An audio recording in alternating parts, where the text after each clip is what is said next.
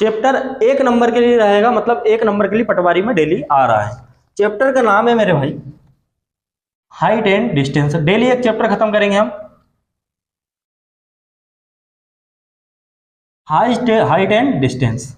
अब height and distance की बात करें, इसको हिंदी में कहते हैं मेरे भाई, इसको हिंदी में क्या कहते हैं, ऊंचाई और दूरी।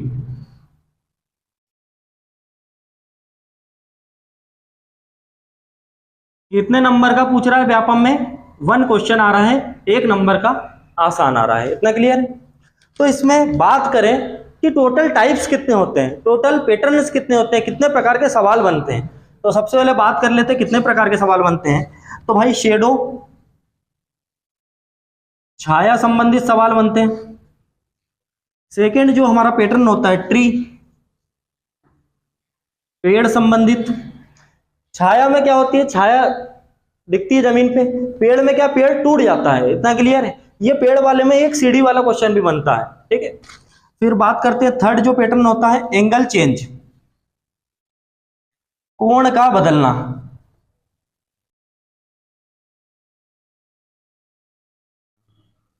नेक्स्ट जो होता है टाइप हमारा इसमें पूछने का बिल्डिंग एंड टावर, इमारत और टावर।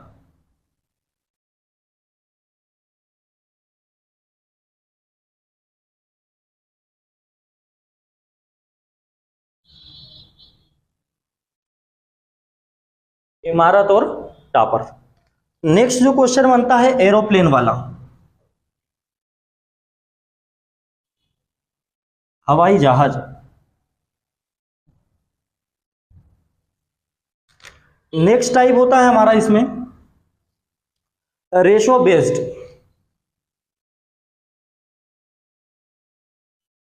अनुपात पर आधारित। और नेक्स्ट जो सबसे लास्ट वाला टाइप होता है मिसलेनियस, इसमें भिन्न भिन्न प्रकार के सवाल आते हैं। इतना क्लियर है? अब मैं कुल बात करूं तो कितने टाइप के सवाल बनते हैं, 1 2 3 4 5 6 और 7। देखिए प्यारे बच्चों 7 टाइप के सवाल बनते हैं। पर अगर मैं बात करूं जो व्यापम है, अगर आप छन्ना लगा के पूरे 5 सालों को उठा के देखोगे व्यापम के सवालों को इस चैप्टर से रिलेटेड, तो वो सिर्फ आपको ये 2 टाइप ही मिलेंगे पेपर में। जो पुराने पेपर देखोगे आप, और जो अभी व्यापम के चल रहे हैं 15 तारीख से पेपर चालू हैं, तो उसमें सिर्फ छाया वाला और पेड़ वाला ही सवाल पूछा गया है। इतना क्लियर है? होते कितने टोटल टाइप? 7। पर व्यापम क्या करता है, एडवांस में पूछता जरूर है, पर उसमें से भी क्या हल्की चीज पूछता है। वो ये देखता कि आप हरदा तो गए हो, वो ये देखता कि आप हरदा गए हो कि नहीं गए हो, ठीक है। जिसने बेसिक मैथ्स पढ़ के रखा है, एडवांस का भी बेसिक पढ़ के रखा है, वो नंबर ले आएगा। तो शेडो बेस्ड, ट्री बेस्ड और एंगल चेंज, ये 3 ही संभावना है कि पेपर में यहां तक जाए, क्योंकि यहां तक 2 तक चले गया, ठीक है। ये सीजीएल का है पूरा, इतने पूरा सीजीएल में आते हैं हवाई जहाज वाले, ये सब सीजीएल के लिए। इतना क्लियर? पर हम क्या पढ़ेंगे व्यापम के लिए, तो सिर्फ ये वाला शेडो, ट्री, एंगल चेंज। और मिसलेनियस में कुछ ऐसे होते हैं जो डायरेक्ट निकलते हैं, वो चीजें भी देखेंगे। सिर्फ इतने ही हमारे व्यापम में पूछी जाती है, और व्यापम में जितनी पूछी जाती है उतनी हम करेंगे। इतना क्लियर? चलो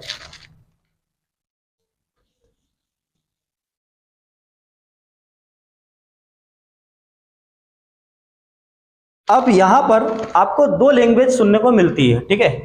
दो शब्द आपको समझ में आना चाहिए, एक होता है अवनमन और एक होता है उन्नयन।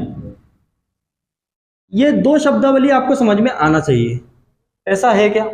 अगर आप ट्रिग्नोमेट्री से, क्योंकि हाइट एंड डिस्टेंस ट्रिग्नोमेट्री से सॉल्व करते हैं, बुक्स भी और टीचर्स भी ट्रिग्नोमेट्री सॉल्व करते हैं, पर मैं इसको ट्रिग्नोमेट्री से नहीं खत्म करूंगा, क्योंकि मेरे पास ऐसे तरीके हैं। मैं इसको रेशो, अनुपात से खत्म कर दूंगा इस चैप्टर को। इतना क्लियर है? अनुपात से। क्यों? क्योंकि हर बच्चा ट्रिग्नोमेट्री नहीं कर सकता, पर हम सिखाएंगे उसको, पर ट्रिग्नोमेट्री भी अलग तरीके से सिखाएंगे, वैल्यू पुटिंग से खत्म हो जाएगी ट्रिग्नोमेट्री।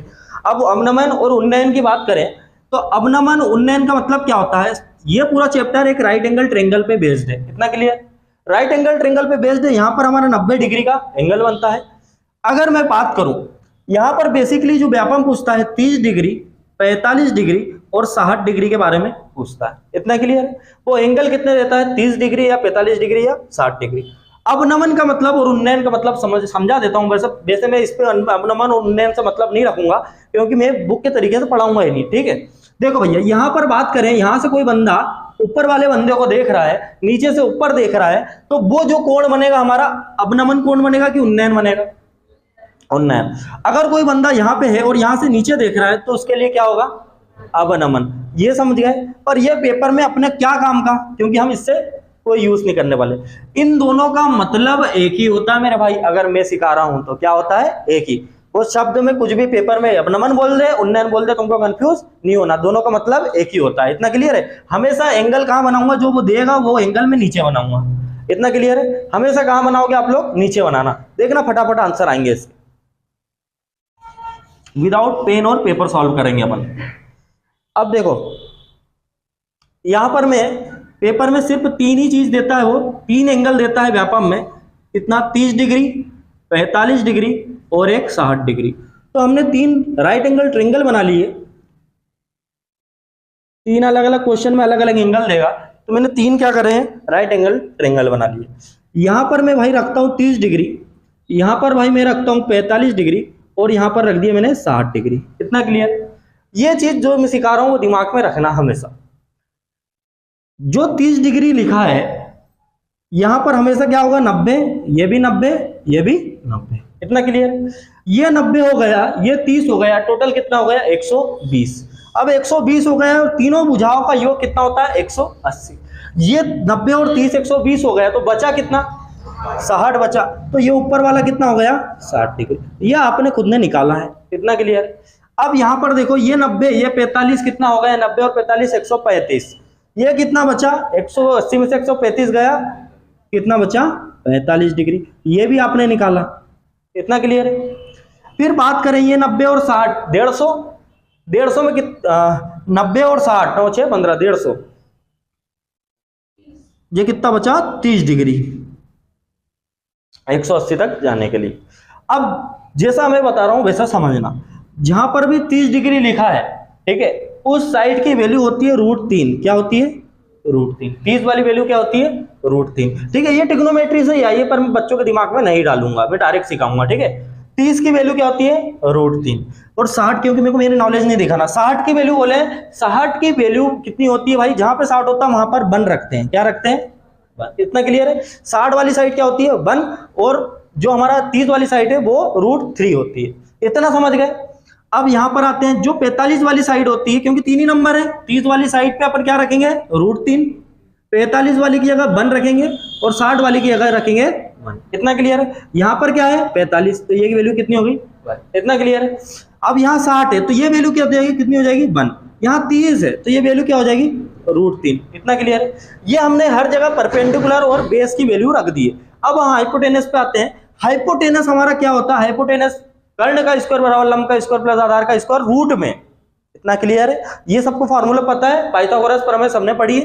तो मेरे भाई यहाँ √3 और 1 है, √3 का स्क्वायर कितना होता है, 3 होगा, और 1 का स्क्वायर कितना होगा, 1 होगा। अगर मैं बात करूं √3 का स्क्वायर प्लस 1 का स्क्वायर और यहाँ अंडर रूट लगा दे, तो ये कितना हो जाएगा, 3, और ये कितना हो जाएगा, 4। अगर ये बात करें √4, बाहर निकल के क्या आ जाएगा, 2। इतना क्लियर। बाहर क्या निकलेगा, 2। तो अपने को इतना थोड़ी ना करना है पेपर में। यहां पर क्या बनता है, 2।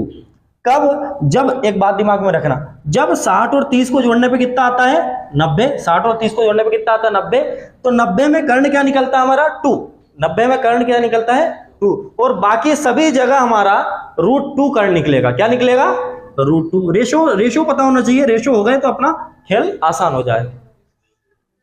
हाँ वही देखो। अब यहां पर निकालते हैं, 1 का स्क्वायर 1, 1 का स्क्वायर 1, 1 और 1 2, पर यहां पर रूट लगाएंगे तो क्या हो जाएगा, √2 होगा ना। तो वही चीज तो मैंने लिखी थी।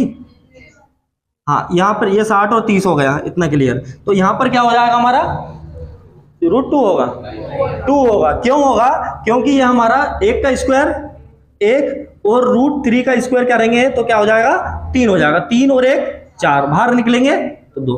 तो सीधा सीधा आपको एक चीज समझ में आ गई होगी भाई, कि यहां पर 2 होता है, ये भी 2 होता है, 2 चीजें समान होती है ना। जो चीजों का कर्ण क्या होता है, इक्वल होता है। किस किस का, 90 वाले का। इतना जोड़ने पे 90 बन जाए वो, ये जहां पे जोड़ने पे 90 बन रहा है क्या, 45, पर ये 30 और 60 वाले में अपना क्या बनता है, 2 बनता है। तो अब तुमको ये कर्ण निकालना तो किसी को भी आता है, पर वैल्यू कहां की मेन होती है, 30 की क्या होती है, √3, और 45 कितनी, 45 की 1, और 60 की 1।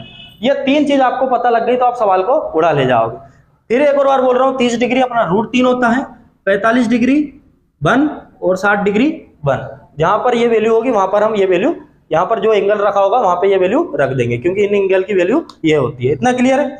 चलो अब सवालों पे चलते हैं, सवालों को कैसे खत्म करते हैं। तो जो पेपर में आते हैं उसी पे चलेंगे।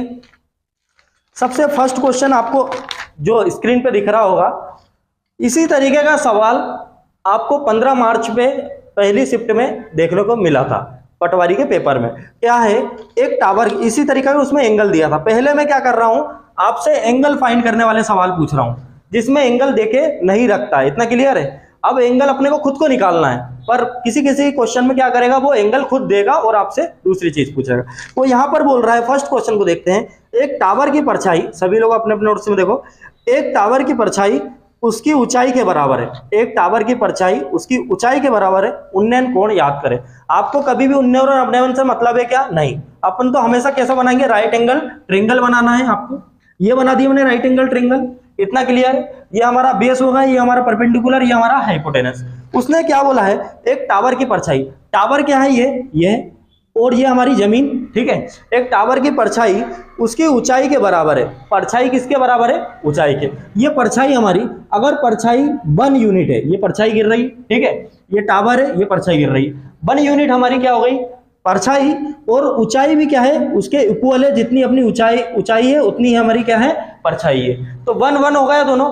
अब ये बताओ कि ये यहाँ पर तो हमेशा 90 डिग्री रहता है, इससे तो कोई मतलब नहीं। हम एंगल कहाँ बनाते हैं, नीचे बनाते हैं। तो ये कितना एंगल बनेगा, जब भी ये वैल्यू 1 हो जाए और यहाँ पर 1 हो जाए, तो डेफिनेटली 45 वाले में 1 आता है, पता है, अभी सिखाया मैंने। तो इसका आंसर कितना होगा मेरे भाई, डायरेक्ट 45। समझे कि नहीं? वही रेशो से खत्म करा है जो चीज मैंने आपको बताई है। 45 डिग्री हमारा आंसर हो जाएगा। कि यहाँ पे 45 होगा तब अपनी वैल्यू ये 1 होगी। तो कितना एंगल आ गया, 45 डिग्री। अब वालों को समझना है, और रेशो अगर सेट कर रहा है तो वो हमारा डिग्री निकालना है।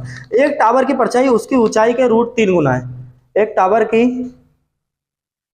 की परछाई उसकी ऊंचाई के √3 गुना है। बताना है उन्नयन कोण।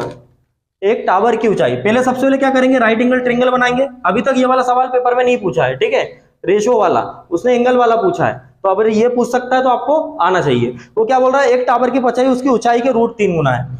एक टावर की परछाई उसकी ऊंचाई के √3 गुना है। क्या बोल रहा है, जो शेडो है वो किसके, ऊंचाई के कितने गुना है, √3 गुना है। ऊंचाई का √3 गुना है। अब देखो जरा, यहां पर बात करूं मैं, ऊंचाई 1 यूनिट मानी, और 1 का √3 गुना कितना होता है, √3। यहां पर √3 कब आता है, जब यहां पर मेरे भाई 30 डिग्री होता है। हमारा आंसर क्या हो गया, 30 डिग्री। कुछ है क्या, कुछ भी नहीं है। रेशो से खत्म हो जाएंगे सवाल, है ना। बैटरी लगा के दुनिया भर की चीजें लगा के करते हैं, पर क्या मतलब अपनी नॉलेज जानने का। अब देखो आगे बढ़ते हैं, क्या सवाल है नेक्स्ट। एक टावर की परछाई उसकी ऊंचाई के 1/√3 गुना है। एक टावर की परछाई उसकी ऊंचाई के 1/√3 गुना है। उन्नयन कोण याद करना है। फिर से वही बात, वही कहानी, क्या राइट एंगल ट्रिंगल बनाना है। उसने बोला एक टावर की परछाई उसकी ऊंचाई के 1/√3 गुना है। ऊंचाई के, तो नीचे वाली चीज क्या हो जाएगी, ऊंचाई की वैल्यू क्या देके रखी है, √3, और ये क्या है, 1 है।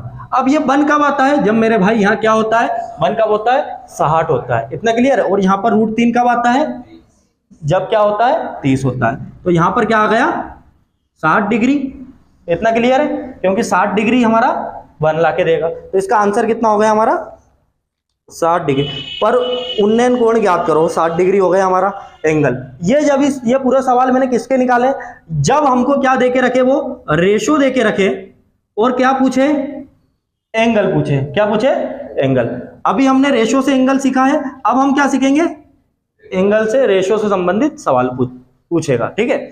चलो आगे, पहले टाइप का दूसरा पैटर्न। आगे चलते मेरे भाई। नेक्स्ट है एक टावर के, हाँ, इस तरीके के सवाल जो हमारे पटवारी के पेपर में पूछ रहा है, जो मैं अब करवा रहा हूं, यही सवाल पटवारी के पेपर में आ रहे हैं। एक टावर के आधार से 100 मीटर की दूरी से उसके शीर्ष का उन्नयन कोण 45 डिग्री है। टावर की ऊंचाई ज्ञात करें। क्या बोल रहा है, टावर की ऊंचाई ज्ञात करें। कितना डिग्री का एंगल दिया है, 45 डिग्री। तो सबसे पहले आप एक राइट एंगल ट्रायंगल बना लेंगे। उसने आप क्या करा है, एंगल देके रखा है खुद ने।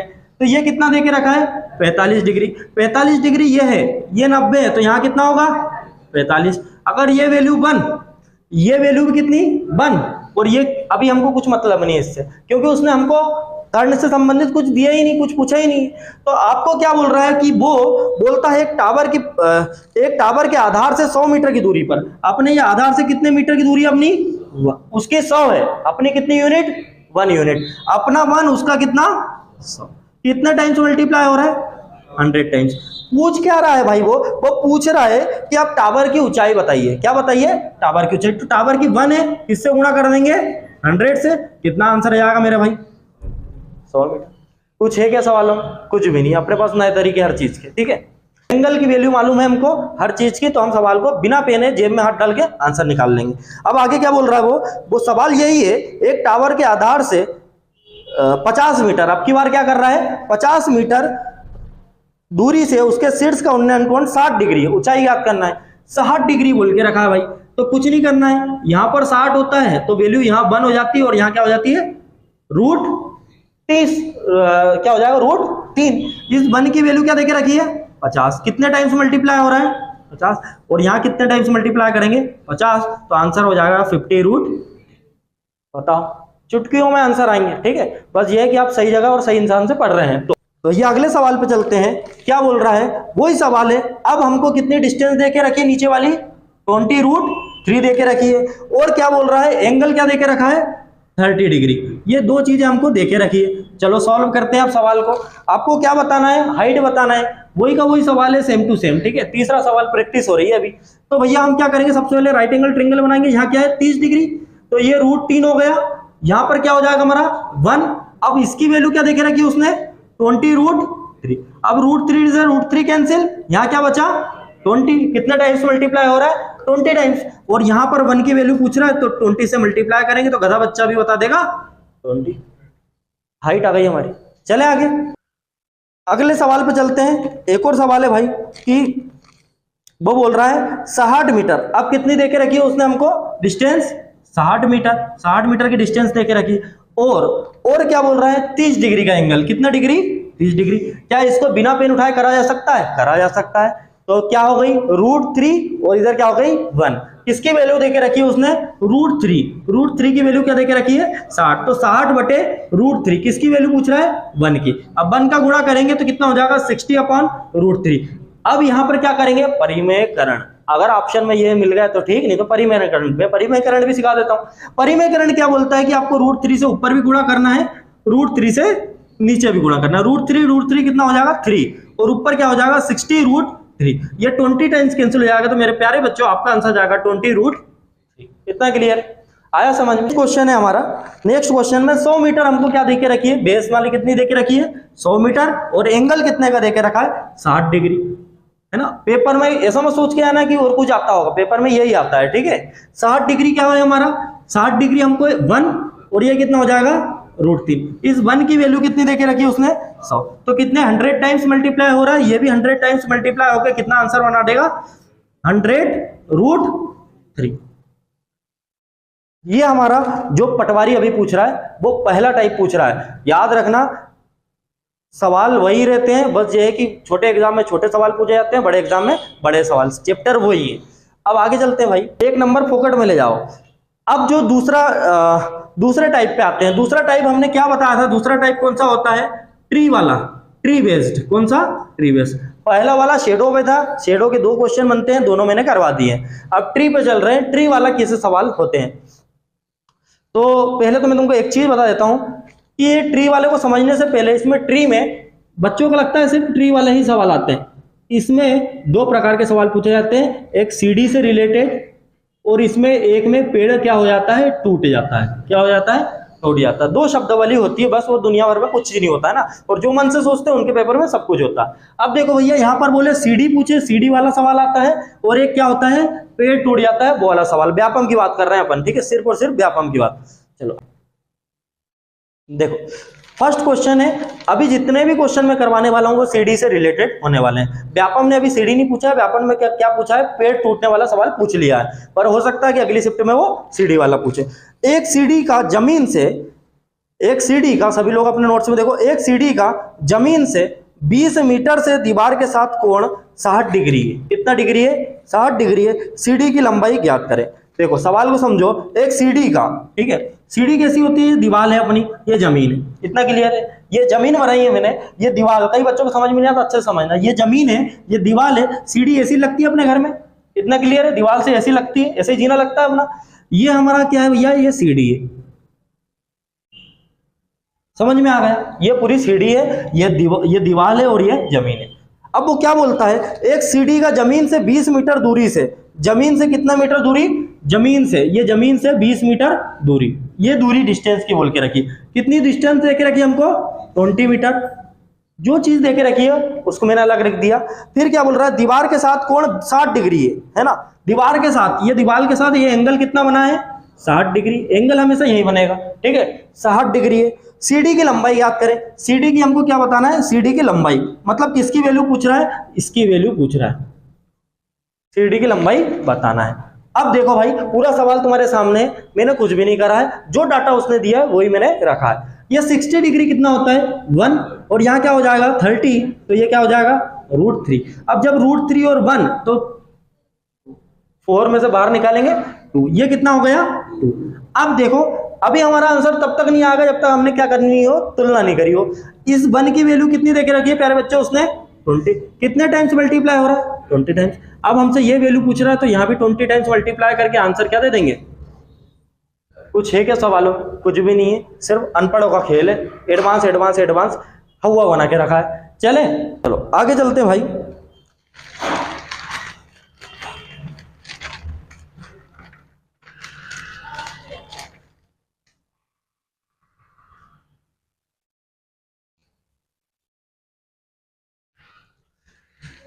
देखो प्यारे बच्चों, अब हम यहाँ पर क्या प्रैक्टिस करेंगे उसी तरीके के सवालों की। वो बोल रहा है, नेक्स्ट क्वेश्चन है, वो बोल रहा है एक सीढ़ी का जमीन से, ठीक है, एक सीढ़ी का जमीन से 60 मीटर दूरी से दीवार के साथ कोण 45 डिग्री है, तो सीढ़ी की लंबाई ज्ञात करो। एंगल अब क्या देके रखा है हमको, 45 डिग्री, और दूरी कितनी, डिस्टेंस कितनी देके रखी है, 60 मीटर। हमसे क्या पूछा जा रहा है कि आप क्या बताओ सीढ़ी की, ठीक है। तो सबसे पहले हम राइट एंगल ट्रायंगल बनाएंगे। यहां पर कितना एंगल है, 45 डिग्री, ये 1 हो गया, ये भी 1 हो गया। किसकी वैल्यू देके रखी है, इस 1 की वैल्यू कितनी देके रखी है, 60 देके रखी है, तो कितने टाइम्स मल्टीप्लाई हो रहा है, 60 टाइम्स। और इसकी वैल्यू नहीं पूछ रहा है, वो किसकी पूछ रहा है, इस सीढ़ी की पूछता है। ये सेकेंड टाइप का क्वेश्चन है, इतना क्लियर है। तो ये 1 कितना आ जाएगा, √2। √2 में किसका गुणा कर देंगे हम, इस 60 का गुणा कर देंगे, तो कितना आंसर हो जाएगा 60 √2। इतना क्लियर है, समझ में आया कैसे सवाल होंगे ये वाले। आगे चलते हैं। नेक्स्ट क्वेश्चन में कितना डिग्री एंगल दिया है, 30 डिग्री, ठीक है। तो 30 डिग्री हो गया, और डिस्टेंस कितनी, 60 मीटर। चलो सीढ़ी वाला ही क्वेश्चन है, ठीक है। तो आपको कुछ नहीं करना है, राइट एंगल ट्रायंगल बनाना है। कितना डिग्री, 30 डिग्री, तो यहाँ क्या हो जाएगा √3, ये कितना हो जाएगा 1, ये कितना हो जाएगा 2। अब हमको इसकी वैल्यू देके रखी है, √3 की वैल्यू कितनी देके रखी है, 60, तो कितने टाइम्स मल्टीप्लाई हो रहा है, 60/√3 टाइम्स। किसकी वैल्यू पूछ रहा है, इसकी वैल्यू पूछ रहा है। इसमें किससे गुणा करेंगे, 60/√3, तो 60 × 2/√3। तो प्यारे बच्चों यहाँ पर फिर हम परिमेयकरण कर लेंगे। परिमेयकरण करेंगे तो ×3/√3, तो कितना आ गया 3। इसमें 3 से ये कितने 20 टाइम्स, 20 दूनी 40 √3। यही हमारा आंसर, कुछ भी नहीं है सवालों में, ठीक है।